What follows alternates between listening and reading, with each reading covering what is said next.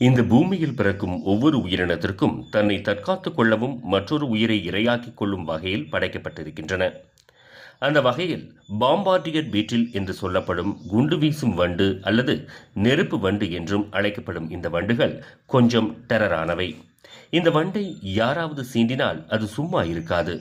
அதன் உடல் பகுதியில் இருக்கும் சூடான திரவத்தை எதிரியை நோக்கி பீச்சி அடிக்குமாம். இந்த திரவம் 200 டிகிரிக்கு மேல் சூடாக இருப்பதால் ஆபத்தான வண்டு இது என்று சொல்லப்படுகிறது. வண்டின் உடலில் இருக்கும் ஹைட்ரஜன் பெராக்சைடு மற்றும் ஹைட்ரோகுவினோன் ஆகிய திரவங்களை வாயுவாக மாற்றி வண்டு வெப்பத்தை வெளியேற்றுகிறது. இந்த வண்டை ஆராய்ச்சி செய்த ஜப்பானியர்கள் வியந்து போயினர். அதாவது இந்த வண்டை இரையாக தவளைக்கு கொடுத்துள்ளனர்.